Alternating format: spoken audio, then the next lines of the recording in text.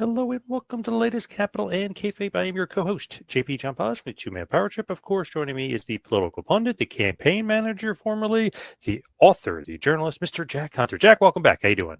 Hey, good to be with you. Merry Christmas. Merry Christmas, Happy New Year, of course. Crazy kind of a year, of course, 2025 was. We know, I mean, there's so many crazy big news stories. Obviously, Trump's back in the White House, Charlie Kirk assassination.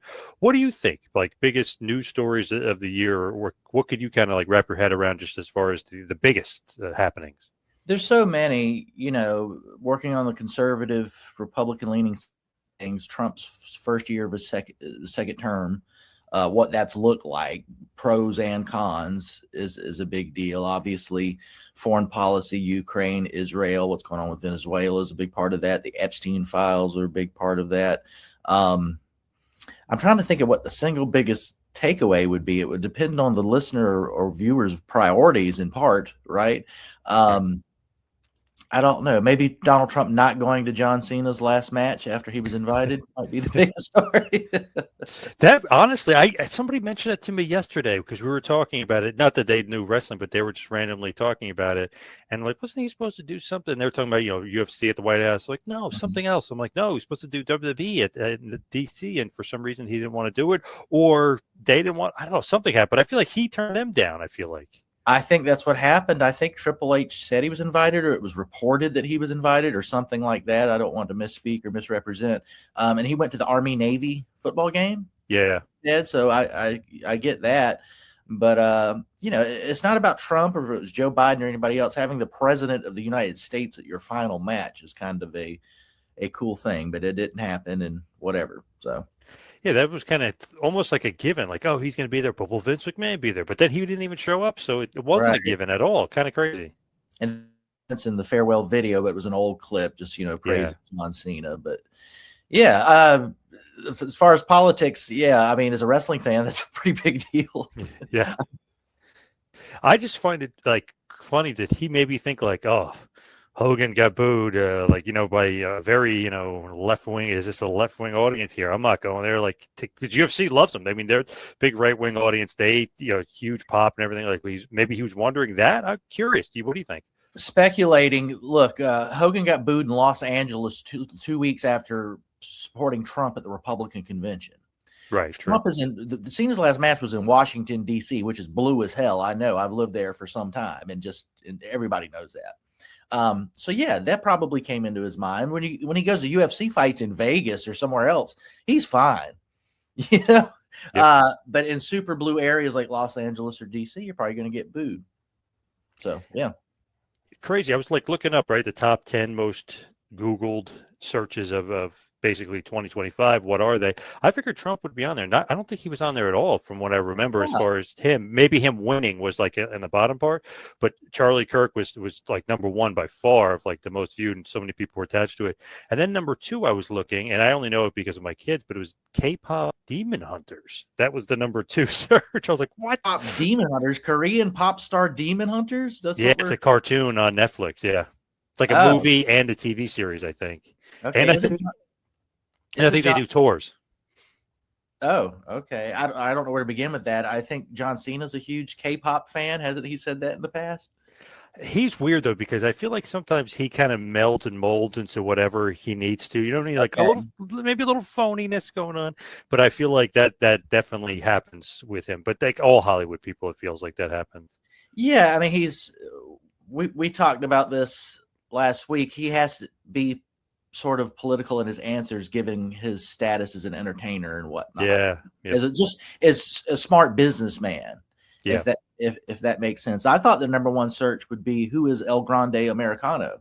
That should have been up there. Yeah. Because nobody knows. I feel like I think it was the third was Labubu, but I was like, what is Labubu? That's but of course, again, the kids knew what it was. But that was, I think, number 3 on the list. I was surprised at some of the rankings that was going on. Is that a French injury? Labubu? Like, what is that? Little doll, like almost looks like a little demon wrapped in a bunny rabbit almost. It's like a weird. Okay. Or do you remember Where the Wild Things Are, the old book? That's kind of what it looks like, actually, like those things. Yeah, Shel Silverstein is where the sidewalk ends. Where the Wild Things Are with somebody else, I think. Anyways, Yeah. Uh, Another thing, obviously, was all the celebrity deaths of the year, and then UFOs. That was a big thing. The unidentified anomalous phenomena, UAP. Yeah, and the government kind of admitting that, they acknowledge that, and what a non-story it was in some ways. We were talking about everything but. It was kind of weird. Um, and UFO stands for unidentified flying objects. I want to sound like a weirdo here, John. I was standing in my friend's backyard 2 or 3 years ago on New Year's Eve. I'd had one drink. It hadn't got that late in the evening, and me and two other guys are looking up, and we still don't know what the hell we were looking at. It wasn't airplanes. Of course. It was something else, and it was three things moving in unison, and then they stopped at one point and jetted off. And I'd had one drink. Another guy had a bunch of drinks, so we won't rely on him. And another guy who hadn't had much to drink, we all saw the same thing. And we still talk about it. And we talk about the fact that we were stupid enough not to tape it with our phones because I think we were just in awe of what we saw. It didn't last for very long. But yeah, I guess the government is saying there are unidentified flying objects. I love it that they changed it to UAP because it's unidentified anomalous phenomena, because not necessarily flying object anymore. A lot of people have said they're coming out of the water, which is another interesting thing, or even just randomly out of a mountain, or like I've been studying this stuff way too much and looking into it and watching too much stuff on it. But yeah, it's really interesting to kind of like see where people are getting some of the stuff. Even the military was reporting that they were watching come out of the water, shoot off, and they try to follow it, and then they lost track of it and stuff. So it's like wacky stuff. I had not heard that. That's pretty Yeah. wild. So what does that mean? Is like the city of Atlantis down there, preparing to take over the world again? I don't know what that is. I have no idea, but it's weird. It's like, wow, I thought they were supposedly flying or from outer space, and people were saying no, they're already here. Like what? And even the military kind of hinted like, no, they're already here. They're underground or something. You're like, okay, like what in the world? It's very. Who knows what to believe? But it's just very confusing. Although all this I stuff don't is know. right. We need to talk to Chris Statlander immediately and get to the bottom of this. Right. Yes. You need to watch Skinwalker Ranch and find out what's going on with that show all about UFOs. Okay. All right. Crazy stuff. But I thought that was interesting. Age of Disclosure, the movie that just came out. Now that obviously they're interviewing pretty high, Mario Rubio, all these like highfalutin people about it. So it seems to be getting more attention. But is that what they want, or do they want to confuse us more? You never know. I don't know. These shell games, the government, and same thing with the Epstein files. It's like the biggest thing in the world, and they tell you it's not, but it obviously is. And the same thing with UFOs. I don't know. And it feels like every time the Epstein files gets brought up, the Brown shooting, and this happens to Charlie Kirk. I mean, like every time it almost gets, December 19th, it's going to be revealed. And then all this crazy stuff happens. Like, no, it doesn't get revealed on December 19th. Just one weird story after another with the Epstein files. Yeah. And as we're speaking, I was super excited as a libertarian that Donald Trump reclassified marijuana from Schedule 1 to Schedule 3, which is a big deal. And I don't even like marijuana. I just think it should be legal and whatever. But why do you do that like the day before the Epstein files? That is a big deal. It's another example of what you were just alluding to. Like these major things happen, so we're maybe not talking about that. And then it's not really released, and the whole thing's redacted, and we're back to square one in a sense. But Pam Bondi is being targeted by Congressman Massey and Ro Khanna for possible impeachment, and I think rightfully so. This isn't some BS impeachment like they threw at Trump all those times. This might be something that has legs for her not doing her job. That's interesting too. A lot of the Democrats are saying like, okay, we're overusing the impeachment tool. Like it's supposed to be more of like a sacred thing, and and it has to have more importance. The more times we use it and it doesn't work and it gets embarrassing, like it almost becomes like impeachment means nothing. So there's going to run out of steam, run out of power, and you're not even going to be able to use it to a point. So I feel like that's a story that not a lot of people are talking about. I've been reading a lot of Democrats are not happy that they keep doing the impeachment because it means nothing. Yeah, but somebody like Massey, who was against all those Trump impeachments because he saw them as the carnival sideshows that they were just political weaponization of it was stupid. The first one was made up on the Russia collusion thing, which was completely fabricated. Yeah, embarrassing. Massey was against all those for precisely the reason you just described. This is a serious tool. You use it for serious reasons. Congress passed the Epstein files being released, and the President of the United States signed that they should be released. The Attorney General, Pam Bondi, is standing in the way of that. That's a legitimate reason for impeachment. I think Massey has a point. To me, too, it's like, okay, certain instances like that is good, like impeachment, this and that. But the way the Democrats using against Trump, it totally makes it like, what are we even doing here? Like it's an abuse of power situation here. This is crazy. Their entire behavior under Joe Biden, and this is not an excuse for Trump and Republicans, that when they said Trump's a threat to democracy and he's undermining standards and norms and all this stuff, they did all of that. The weaponization of the government and the judicial system against Trump while Biden was president. I mean, that was banana republic stuff. They did all of that, and now they pretend like it just didn't happen. As I've said a million times, when it comes to authoritarianism and Democrats, the key for them is it's not authoritarian if a Democrat does it. So I know I'm talking about 2024 a little bit more than 2025, which we're reviewing, but yeah, that's related to this conversation. Man, what a wacky year just as far as politics were concerned. But wrestling, I feel like a lot of the year was all about the John Cena retirement. But the only thing is, now that he's gone, where do you go in 2026? And obviously Gunther is going to be hopefully a big part of that, and him getting booed out of the building is one thing. But do you think that the John Cena, as far as wrestling is concerned, the John Cena retirement, was that the biggest news story? Or maybe him turning heel maybe was the biggest news story? I think his retirement and just being done as far as in ring, we're going to see John Cena in WWE again, but he's not going to be in the ring and wrestling. I like the heel turn. I think I'm in the minority on that. Mm-hmm. I thought it was about as good as you could ask for, but people hated it. I think they just didn't want to see it.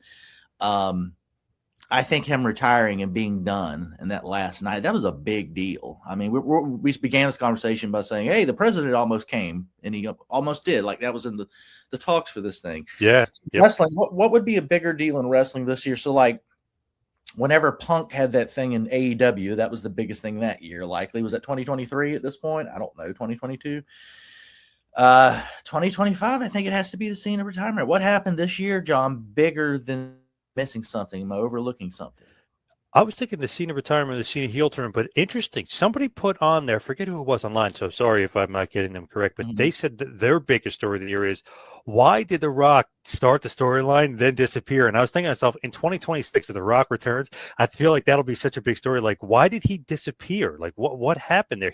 But he didn't even like promote Mania. He didn't do anything that you would think he would normally do in that situation. So I wonder if there's some sort of underlying thing where he's mad at Triple H or something, or mad at WWE, or something's going on. Because that is an interesting story. And I thought that's interesting that the person said that The Rock not being around was the biggest story of the year.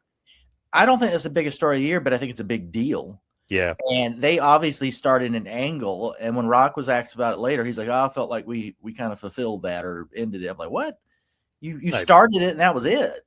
Yep. I think Jim Cornette kind of said the same thing. He's like, what? When Rock sort of said that in an interview, Dwayne Johnson. Is he such a big movie star that like he loves wrestling? He's not being disrespectful. Like, oh, I forgot my schedule. I have to go do this other thing. Is it like that? Is it beef with Triple H or TKO or something? I don't know, but it was definitely strange. It was not, a guy, third, fourth generation, whatever he is at this point. That's not how a wrestler thinks about booking and respecting the business and whatnot. So I don't know. So strange, because you hear like, okay, The Rock want to go in this direction, they went in another direction, and he's like, oh, okay, cool. And then all of a sudden, okay, cool, he does it. Obviously, he does the awesome heel turn with Cena, him, Travis Scott, and The Rock, meaning John Cena and Travis Scott, are like the three heels, if you will. They're the three, the NWO, if you will. They're taking over WWE. They destroyed Cody. They left them bloody and everything. And then all of a sudden, The Rock's like, all right, I'm out of here. Like, wait, what? You literally are like the lead dog in here. Cena wasn't even the lead dog. You're the lead dog. Yeah, he left everybody hanging, and it's bizarre. And not one person I've listened to in the wrestling world was like, oh, that makes sense. That's normal. What's going on here? Everybody was befuddled by it. I love Rock, and as soon as he comes back, all is forgiven. But goddamn, yeah. I gotta find out what the hell happened there. Because then he said in an interview with Pat McAfee, oh, I didn't want to take away from Cena's retirement. By you not being there, it kind of takes away, not from the retirement itself, but from WrestleMania and stuff, him not being there. And then when you do the entrance, everyone's looking at the entrance, and it's Travis Scott. Everyone's like, that's it? Really? Like, what the hell? What? Yeah. Yeah, for sure. That didn't make any sense. I'd have to ask John, just to change subject a little bit. I think Hogan's death was one of the bigger stories of this year. Of course, yeah. The Babe Ruth of modern professional wrestling, or professional wrestling period, and people on them based on different controversies and whatnot. but you can't take away, not only Hulkamania and all that stuff, but just what he meant as a bridge to the modern era of wrestling, from the territories to what it is today. He was that. I was going to say not that was going to be one of my big wrestling stories, but I always want to say it's one of the biggest news stories because I have never, even Ozzy Osbourne, he died, not even close. I'd never seen like news coverage like that. Like every single news station were covering it, and they were covering it in depth, and they're doing documentaries. I mean, his death. I mean, to me, obviously, was maybe the worst as far as celebrity ever, like my big hero there. But as far as like coverage, I was shocked. I couldn't believe like everybody was covering it. He was that much of a cultural figure Yep. in American culture, pervasive. People who didn't know what professional wrestling was all knew Hulk Hogan. I think somebody said at some point, might even been him. It's like, what's pro wrestling? Oh, it's that thing Hulk Hogan does. Like, that's the starting point for a lot of people. Yes. Yep. And you could go back to Rocky III. And I remember right when he died, I was going down a YouTube rabbit hole of all his appearances on the A-Team, of which there are many. Awesome. They're yes. really fun. Yes. My favorite Baywatch episode ever was the WCW one with Hogan all over it and fighting Van Vader on a beach for control of an orphanage that Ric Flair wants to tear down. Like that. So good. Yeah. Just such a major figure. It never diminished. He had his last real wrestling run with The Rock in WWE. Was that the mid-aughts, 2007? Does that sound about right? When was that? Really, his last match at WWE was Orton 06. So that was his last match. All right. I'm always bad. Other wrestling fans could pick the year and the name of the event. I just kind of generally know. But the fact that his in-ring career didn't matter. He's just like this omnipresent figure in the culture, and that's why they got the coverage it did. I probably wasn't as surprised as you were, John, but it was something to see nonetheless. When you're looking at, I mean, obviously Hogan, the god of wrestling, that was huge. I mean, that was such a big story. Cena, obviously, we're talking about the heel turn was a big story, the retirement. A lot of people within wrestling were saying Seth Rollins, like they were really focused in. I don't know necessarily that it was so big, but the WrestleMania turn with Heyman, and then the Money in the Bank, they were kind of combining it, the Money in the Bank with Punk at SummerSlam, saying because it was so shocking, it was cool, it was different. Like they were kind of seemed like they were almost surprised for once in wrestling, which kind of surprises. Because there's been so many of the year, Swerve, bro. There's been so many, but a lot of people have surprised online. They were saying Seth Rollins, voting him as like his two turns there, like basically the two biggest stories of the year because it was such a shocker. I think in wrestling, that's something like him cashing in against Brock and Roman. That was a big deal in wrestling. I liked personally Seth Rollins or the company. They didn't really lie but the way they presented it was he was going to be out with an injury a lot longer than he really was. Yes. And that's when he came back, cashed in to beat Punk. I love stuff like that. That was a big moment, and Seth Rollins continues to be an A+ player, and who knows? We'll see when he comes back now. It sounds like he has a serious injury, and what that looks like. He's going to be a babyface when he comes back, right? Because he got destroyed by the Vision. Yeah, which is interesting too, because it almost felt like maybe you could have kept him around. I know he's going to be out for a while, but maybe you could have kept him around as like the voice piece. Well, I guess you have Heyman, but like the secondary guy, if you will. They could have kept him around as a heel, but obviously they see him as a face when he returns. I think so. He's going to get cheered. And is Braun Breaker going to be the new world champion on January 5th? Is he beating CM Punk for the Netflix debut anniversary? I could very well see that happening. Now, here's the same guy talking about myself that said Eddie Kingston was going to be champion a week or two ago. So, like, my batting average is not great on this, but it seems like they could pull the trigger on Braun Breaker and do that. Here's an interesting thing. I was thinking, okay, they could have Breaker do that, another big show end with a heel winning, but WWE and even WWF, of course, it's a babyface territory, so to speak. Right. You know what I mean? It's usually run by the babyface. Feels like 2025, and a lot of people saying it was creatively not great, but it was really a year of the heel. Rollins, Mania, SummerSlam again. Mm-hmm. Cena winning at Mania, and he was a heel. The Survivor Series team, they were the heels. It felt like almost like Triple H was going against what made WWE, and it's kind of becoming a heel territory. So I honestly could see Breaker beating Punk because it seems like Triple H is having all the heels go over at the big shows. I think that, Gunther has been predominant, multi-time world champion. Braun Breaker is a guy that everybody's like, he's ready. When are y'all going to pull the trigger? And like, that's when you would do it at a big event like that. Yep. Plus, you got to look at Oba Femi's coming up, Trick Williams. I mean, those are big time players. If when Carmelo's Hayes came to the main roster, everybody had high hopes, and he's still there. He's in the mix, but it's not where a lot of us might have predicted he might have been. Is that fair to say? Yes. Very I fair. feel more confident that Trick Williams won't be put in the Carmelo Hayes position than I was about Carmelo Hayes, and maybe I'm wrong to say that. Do you agree with that? Yep. Okay, I I agree. think and Obafemi is unmistakably like he needs to get up there and beat Brock Lesnar or Cody Rhodes or something immediately. Yep. You know, something big. I feel like with him, it's one of those like Goldberg situations where, you know what I mean? You could strap the rocket and just keep pushing because he's such a monster. Like he's believable already. Yeah. Yeah, just looking at him, you have to watch him in the ring. He's good, and then the whole crazy walk. His walk is goofy, but he's so big and intimidating. Who's going to tell him that? That's part of what I like about it. It's like, yeah, It's like a Nigerian thing, but I think it kind of comes off looking a little weird. Yeah. It does, but I like it. It's just like, you think that? All right, tell me that in my face. Let's see what happens. Yeah, exactly. Like this guy can do whatever he wants. You know, he could dance on his way to the ring if he wanted to. Yeah. Yeah, and the idea of anybody could stand across from Brock Lesnar and not be intimidated, you have to look like an Obafemi or somebody like that. That's special. That was another thing that I saw a lot of people online said the return of Lesnar was like a huge, just because they were shocked because the Janelle Grant thing, the Vince McMahon thing, they thought he's never. Literally, I was interviewing somebody, and this guy was usually like dead on. And after he returned, it's so funny. The guy messaged me too. I didn't think he would. He messaged me, and he goes, "Man, was I wrong on Lesnar?" Because he goes, "Not only is he out of shape, he's not coming back." And he I guess, had some sort of source telling him all this stuff about Lesnar, and he goes, "Man, I was wrong. He's in shape." He's like, "I'm not going to listen to anybody tell me some outside stuff anymore." He did return. The Janelle Grant Vince thing was okay by the lawyers. So like, obviously a lot of people were shocked at the return of Lesnar. Yeah, and if it's okay by the lawyers, that's something. That's end all be all. I mean, they could just go, "Nope, you're not allowed on." Like, yeah, you're cleared. You're allowed back. They're going to be the most cautious players in any decision making like that for all the obvious reasons. And they said it was fine. He's there and flourishing and being a big part of the show. And as a fan, I like to see it. If he actually did the things he's accused of, I don't like anybody getting away with that. That's terrible. So it's both. I also believe in due process. So yeah, I was going to say due process. Too. Obviously, he didn't do anything that was proven. So that's one of the things where like we could assume or we could believe one part or we could believe the other, but obviously it's free and clear. The lawyers gave him the A-OK. And to be honest, he's been the bright spot to me for the last few months because even when he split his pants or when he fell, he turned that into a positive. Like he's just been the bright spot. Yeah, he's seemed like this for a long time. But the older he gets, like Randy Orton's having a good time and making money.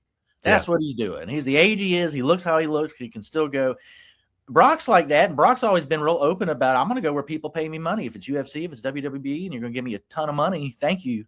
And one of my favorite things Brock ever said is when MMA fans got mad because he said Vince McMahon and Dana White were kind of the same person. He meant as a booker. They were making matches like people want to see this person versus this person, and that's how they make money. He was 100% correct. And a lot of the MMA fans got mad because of the nature of pro wrestling versus MMA, but I don't know. It kind of entertains me when they get mad. When Brock won the UFC championship, that was one of the funnest nights, or most fun nights. Funnest isn't a word I'd had in a long time. I was in a bar full of MMA fans who were very mad, and I was smiling ear to ear. So, and when he beat Frank Mir at the big UFC, huge UFC anniversary show, that was awesome. And then the promo afterwards, making fun of the beer sponsor. I mean, he's awesome. I love Lesnar. Yeah. I don't like Coors Light. I drink Bud Light or Reverse or whatever it was. I'm gonna go home and let my wife. They'll actually pay me or whatever. Yeah, I'm gonna go sit on top of my wife. Oh, that was so great. And which is another thing, kind of shows like, does the guy even need Heyman? He's such a good promo. Like, damn. He is, but like Heyman adds, it's like the JJ Dillon I love, and I have his snakeskin shoe somewhere in this room signed. But did anybody in the Four Horsemen need a manager to speak for them? Right. Especially Art and Flair and Tully. Right. Heyman's kind of like that. He can work with people who can talk or not talk, but he always adds to no matter what. The best ever was he's saying something and Lesnar says something really short and sweet, and he hits Heyman and he goes, "Say something stupid, Paul," and he just walks off.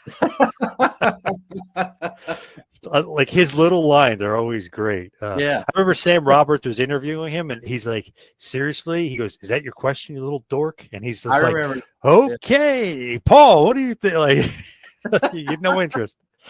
I remember that. I don't even remember the question, but I remember Lesnar saying that. Yes, and after Survivor Series, breaking character, some guy goes, Lesnar, you're awesome. You're the best. And he walks up to him smiling and gave the guy a handshake. I was like, that's cool. Like, imagine that he's going to break character. Like, this guy says I'm awesome. All right. Yeah. And Why and not? then Unless Lesnar has the stature, like when he gets to the back, he's going to say anything. Like exactly. Rock, like whatever, Exactly. Another thing, though, which was interesting, like we're talking about Lesnar and huge returns, so many people, it got like millions of views on their social media when AJ Lee returned, because that was maybe people thought it was obvious to a point, but I think people were shocked because she was gone for 13 years. It's like, there's no way she's coming back. And she's in great. I mean, she looks almost exactly the same as she did all those years ago, but that was a shocker. She was one of those ones. Her husband coming back was a bigger deal, but she was a big deal in that, like, if it never happened, you wouldn't have been surprised, even with Punk in WWE or whatever. Yep. But when it happened, it wasn't completely shocking because of what her husband was doing, in part, but also might not ever happen. So it was really cool to see, and people really got behind it. She said in an interview she was originally not going to skip and do like the crazy little girl psycho thing, but when the music hit, she got out there, she just went right like that's muscle memory or whatever. Like, this is what I know, and of course that's what she should do. That was the gimmick. She's just bringing it back. To me, the big stories with WWE were also the Netflix and the ESPN, those billion-dollar deals. That was huge. It seems like WWE business with TKO is kind of through the roof. Maybe the prices of tickets probably maybe too much through the roof, but maybe that's a different story for a different day. But Netflix, ESPN, right? That's huge. Billions of dollars. That's absolutely huge. I talk to people all the time who, we have our friends who used to watch wrestling. They watch Stone Cold or The Rock back in the day or whatever. Yep. And they know I'm a huge wrestling fan. They're like, well, it's not popular now like it used to be. I'm like, y'all aren't. Let me talk about ESPN and Netflix for a second. Like, let's talk about TV deals. Let's talk about kids wearing Cody uniforms and whatnot, and what AEW has been able to do in a short span. The way, I've said this many times, the way we consume entertainment is just so drastically different than how it was in the 80s or even the Attitude Era in the 90s, that like something could be absolutely huge and large portions of the population don't realize it's going on. Crazy. There are musicians. I sound like such an old man.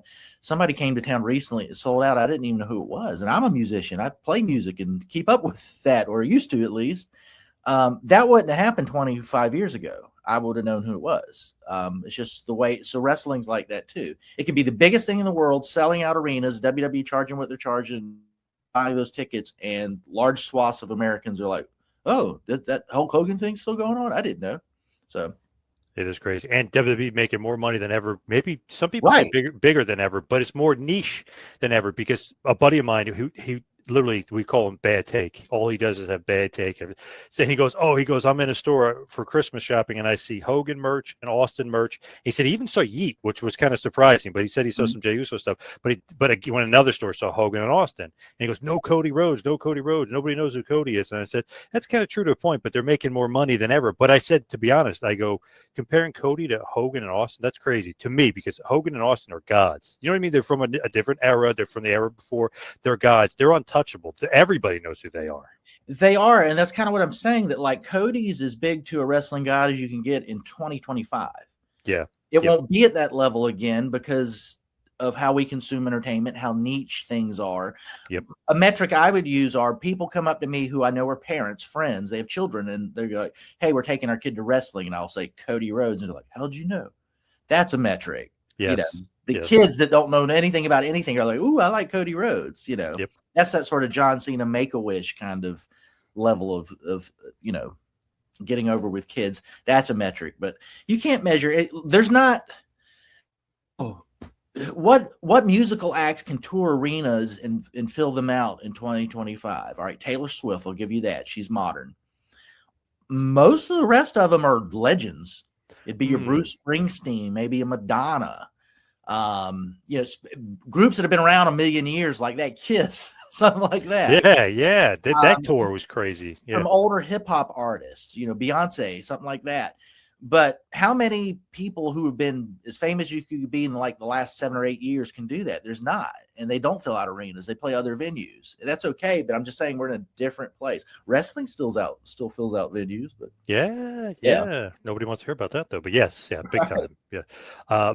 Interesting just to notice Hiroshi Tanahashi for New Japan, his retirement tour. So obviously he'll be technically retiring January 4th, 2026, but his whole retirement tour was 2025. That to me is a huge story. I love him, the god of wrestling. Such a huge draw, such an impact. And to show that he's a big draw, him versus Okada will main event New Japan Wrestle Kingdom 20. 50,000 tickets were sold. This is the fourth time that those two are headlining that event against each other. So right, and Japan's not been good business for a little while because they've lost their major stars to U.S. companies. I mean, Okada. I love that Takeshita's the New Japan champion right now because he came out of.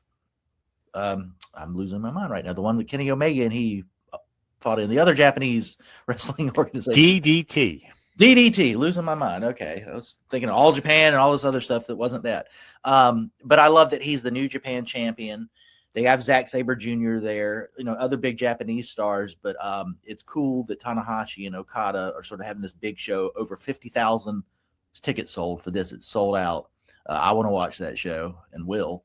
But that's cool. I'm always glad. I'm glad to see them doing better than they were, and hopefully they can sustain it, do some different things. I would think the partnership with AEW and people like Takeshita and others maybe going over there like Omega used to do could help too.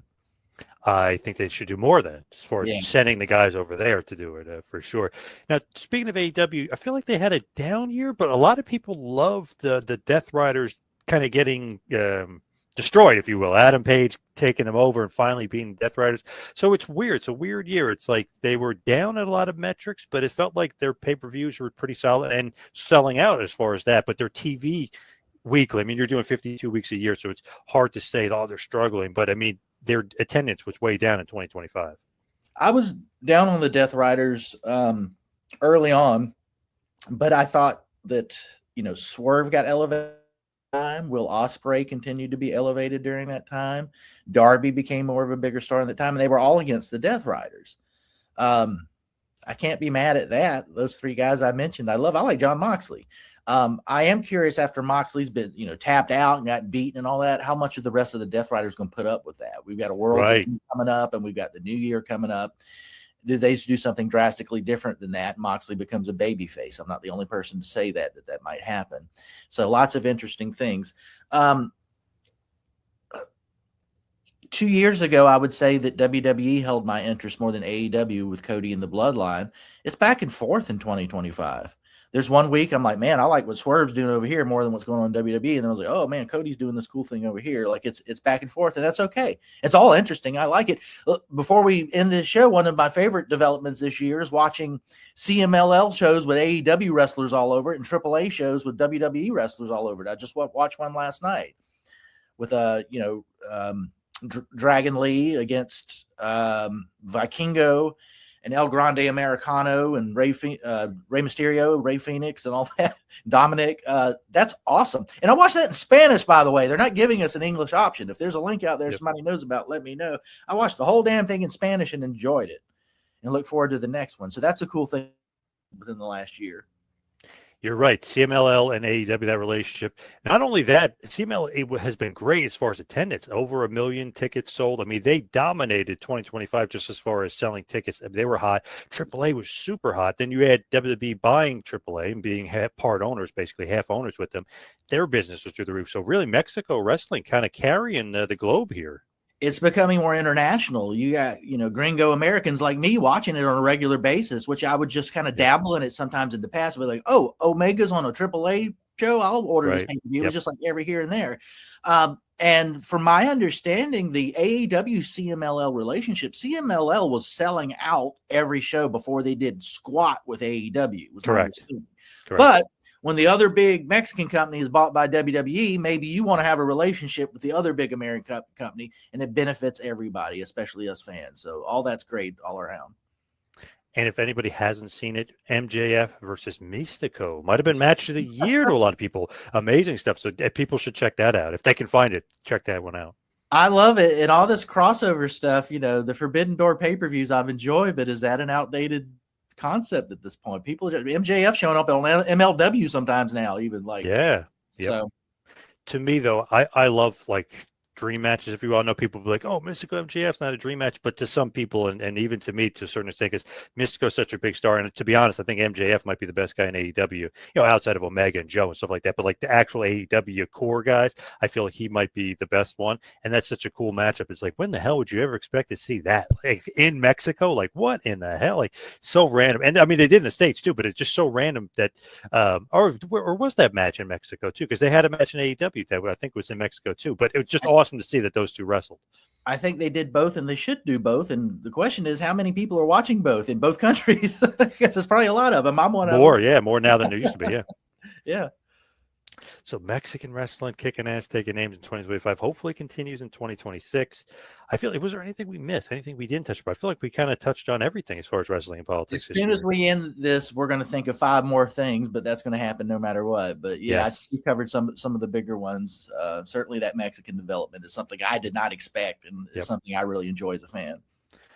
So before we wrapped it up, I wanted to talk about the best holiday movies / Christmas movies out there to me. And then of course I'll let you pick. But I got 10 that I love, that I literally, because I usually take some time off Christmas and New Year, so I usually try to get in, if I can, maybe late at night or whenever, even with the kids, sneak in some holiday movies. So Christmas Story, great classic there. Scrooged with Bill Murray is awesome. The Santa Claus with Tim Allen. Elf, of course, and the kids love that one. They love watching that one. Jingle All the Way with Arnold Schwarzenegger. Awesome. Got to watch that. Christmas Vacation, maybe the funniest or maybe the best Christmas or holiday movie there. Love that with Chevy Chase. Home Alone 1 and Home Alone 2. And, of course, people are going to go crazy and they're going to not like this, but Die Hard, it's a Christmas movie. And it's going to kill people too. Die Hard 2, also a Christmas movie. Those are the 10 that I love to watch. I don't know, what is your favorite? Any random ones out there? Well, obviously the most famous and best Christmas movie of all time is Santa Claus with Muscles. I forgot about that. Oh, how the hell did I forget that? Oh my God. One after that, Santa's Sleigh, starring Bill Goldberg. Yes. Those are not good movies. But they're fun to watch as a wrestling fan, especially. Die Hard is a wrestling movie. That movie is an 80s movie. When I was a kid, growing up in South Carolina where it doesn't snow and it's like 75 degrees on Christmas Day, a show like that based, they were in Chicago or New York in the first one, or Los Angeles. No, Los Angeles is the first one. Yeah, he flies out there. Have a good time. They party. Yeah, they said. Yeah. Well, I associate that with Christmas time. That's my cultural experience. The one I would say, and I don't have a list like you do that I feel the same way about, is Gremlins. Oh yeah, 80s movie as a kid. My girlfriend and I watched it the other night because it's Christmas time specifically. And Christmas is all over that movie. I like A Christmas Story like everybody else. I might not need to watch it for 24 hours on Christmas Day on TV, but Gremlins is always been a top one for me. That is kind of crazy that they do put that out there for that long. It's so nostalgic. It's like comfort food. It's I get it, but yeah, it's iconic. I can't believe I forgot Santa with Muscles. Oh my God! How the hell did Well, the Mick Foley Santa Claus documentary is pretty good. If some people out there have never seen that. Oh yeah, he's obsessed with. Have you watched the documentary?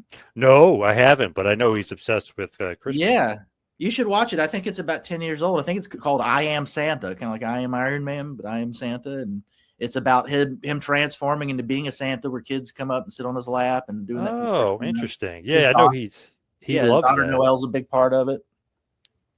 He named his daughter Noel. Like, what Christmas fan?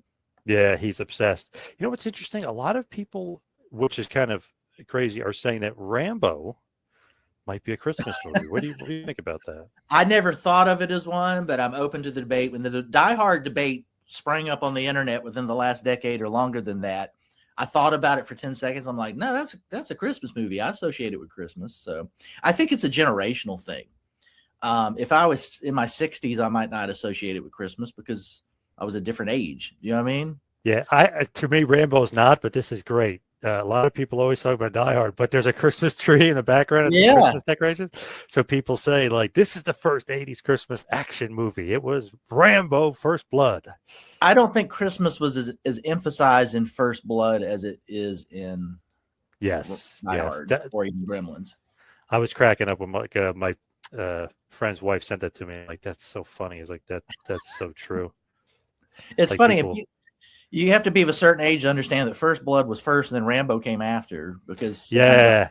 Rambo was Yes. like the First Blood did decent, and then they made this Rambo thing that was a global phenomenon. Yes. And here's another interesting thing that I saw out there.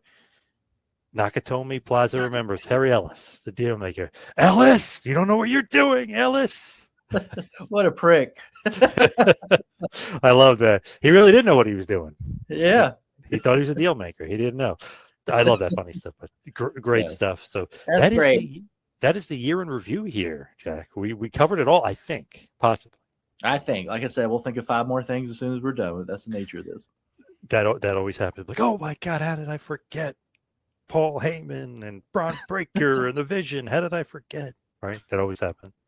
But let's wrap this bad boy up. Head towards the plugs. Follow me on Twitter and Instagram at 2ManPowerTrip. How about you, Jack? You can find me on Twitter or X at JackHunter74 for all my nonsense. All right. Thank you, everybody out there, for listening. Happy New Year. Happy Hanukkah. Happy holidays. Merry Christmas. Thank you, everybody, for listening. See you right back here next week for a little cap.